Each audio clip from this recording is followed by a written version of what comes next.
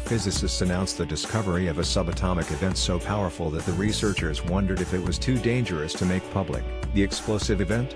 The duo showed that two tiny particles known as bottom quarks could theoretically fuse together in a powerful flash. The result, a larger subatomic particle, a second, spare particle known as a nucleon, and a whole mess of energy spilling out into the universe. This quark explosion would be an even more powerful subatomic analog of the individual nuclear fusion reactions that take place in the cores of hydrogen bombs. Quarks are tiny particles that are usually found clinging together to make up the neutrons and protons inside atoms. They come in 6 versions or flavors: up, down, top, bottom, strange and charm. Energetic events at the subatomic level are measured in mega-electronvolts, MeV, and when two bottom quarks fuse, the physicists found, they produce a whopping 138 mega-electronvolts. That's about 8 times more powerful than one of the individual nuclear fusion events that takes place in hydrogen bombs. A full-scale bomb blast consists of billions of these events. H-bombs fuse together tiny hydrogen nuclei known as deuterons and tridents to create helium nuclei, along with the most powerful explosions in the human arsenal. But each of those individual reactions inside the bombs releases only about 18 mega-electronvolts. According to the Nuclear Weapon Archive, a website devoted to collecting research and data about nuclear weapons, that's far less than the fusing bottom quark's 138 mega-electronvolts. Beyond eggs, 5 elusive particles that may lurk in the universe, I must admit that when I first realized that such a reaction was possible, I was scared, co-researcher Mara Karliner of Tel Aviv University in Israel told Live Science. But, luckily, it is a one-trick pony.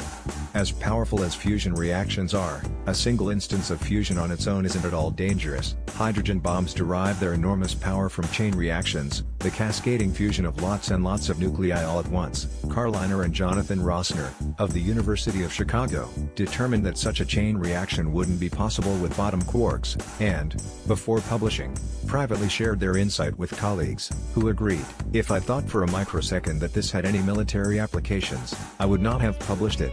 Karliner said, to spark a chain reaction, nuclear bomb makers need large stockpiles of particles, and an important property of bottom quarks makes them impossible to stockpile. They wink out of existence just 1 picosecond after they're created, or in about the time it takes light to travel half the length of a single grain of salt. After that time span, they decay into a far more common and less energetic kind of subatomic particle, known as the up quark. It might be possible to generate single fusion reactions of bottom quarks inside miles-long particle accelerators, the scientists said, but even inside an accelerator, one couldn't assemble a large enough mass of quarks to do any damage out in the world, the researchers said, so there's no need to worry about bottom quark bombs. 7 strange facts about quarks. The discovery is exciting, though, because it's the first theoretical proof that it's possible to fuse subatomic particles together in ways that release energy, Karliner said. That's brand new territory in the physics of very tiny particles, made possible by an experiment in the Large Hadron Collider at CERN,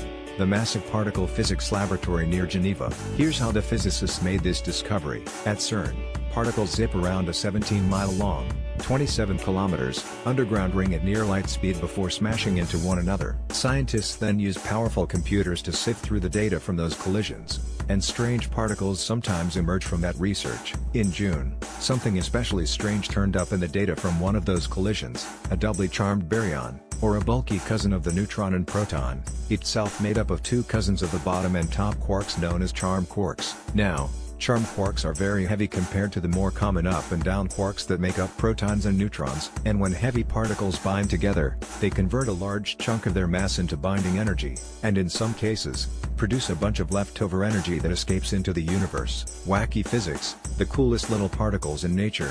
When 2 charm quarks fuse, Karliner and Rossner found, the particles bind with an energy of about 130 mega-electronvolts and spit out 12 mega-electronvolts in leftover energy, about 2/3 of the energy of deuteron-tritium fusion. That charmed fusion was the first reaction of particles on this scale ever found to emit energy in this way, and is the headline result of the new study, published yesterday, November 1, in the journal Nature. The even more energetic fusion of 2 bottom quarks, which bind with an energy of 280 mega-electronvolts and spit out 138 mega-electronvolts when they fuse, is the second, and more powerful of the 2 reactions discovered. So far, these reactions are entirely theoretical and haven't been demonstrated in a lab.